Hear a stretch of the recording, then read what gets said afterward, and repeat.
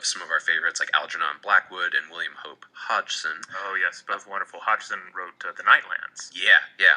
Now, today, the modern ghost tale, or what is sometimes referred to just as weird fiction, the writer I think that is most associated with European ghost stories is probably Ramsey Campbell. Okay.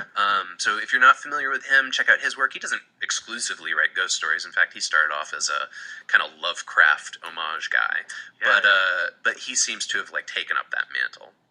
So, now that we've got that out of the way, what's my pick for a great European ghost story that shows us something about ourselves? I'm going to choose Daphne du Maurier's Don't Look Now.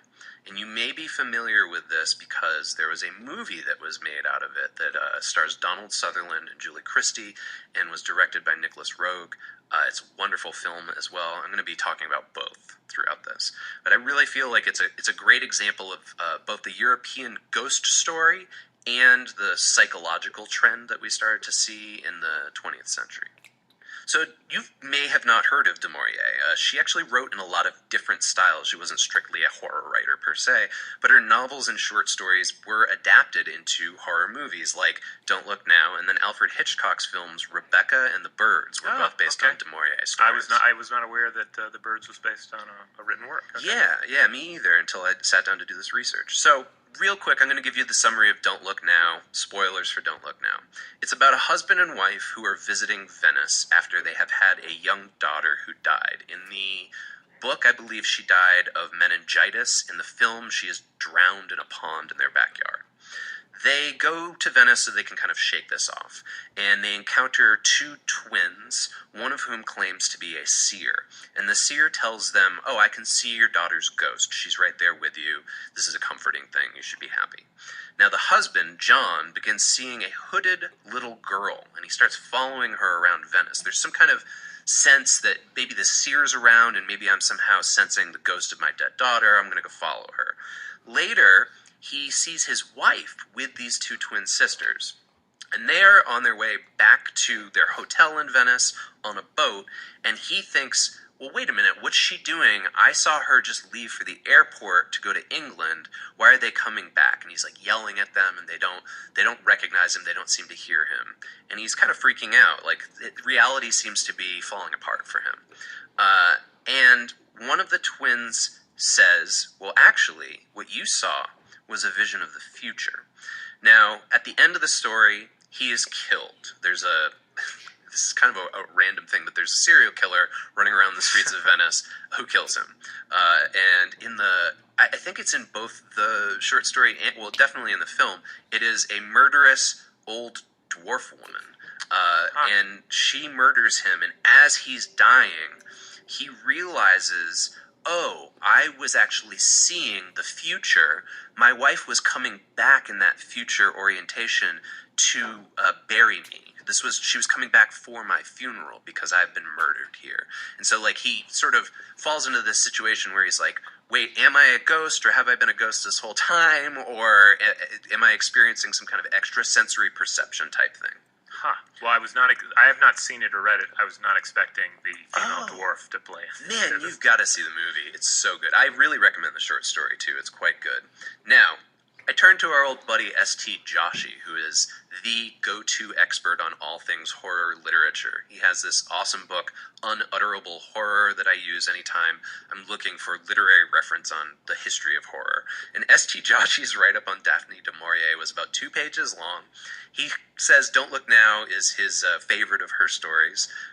But then, in typical Joshi fashion, where he's kind of curmudgeonly about writers, he says, her work is not to be entirely despised. Oh, well, there you go.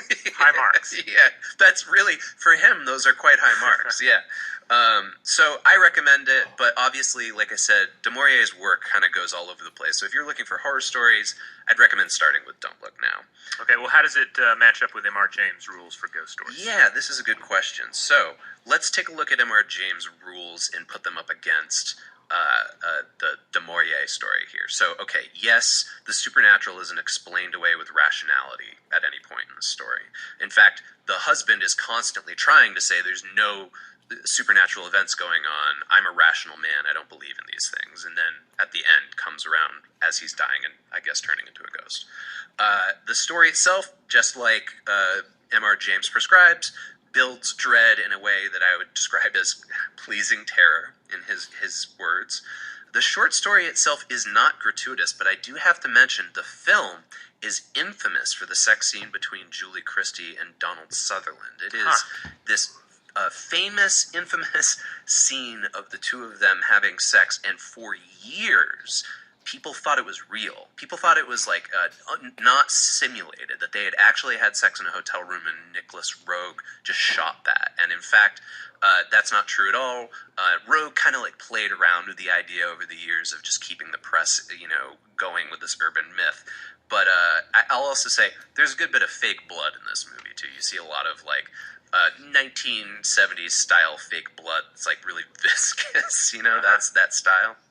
Okay, so this is an example though where I would say like the sex and the violence still works in a ghost story. The supernatural isn't really explained at any point.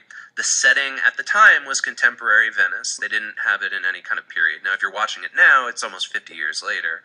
Now, here's what's interesting. When you look at it up against M.R. James' tropes, John is just like one of his characters. He's a man of rationality. In the film, he's an architect, and he's written a book about geometry. So he's very grounded in the whole idea of being a rational man and just making sure that, he is the patriarchal figure that's kind of trying to hold everything together.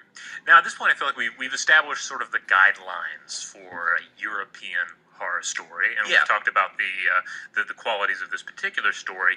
What does all of this reveal about the human condition of Europeans? So I found an article that was written by G. Whisker in 1999, and it's about du Maurier's horror writing, and it was published in the Journal of Gender Studies. And I think that it does a really good job of explaining what she was trying to do without being overt about it.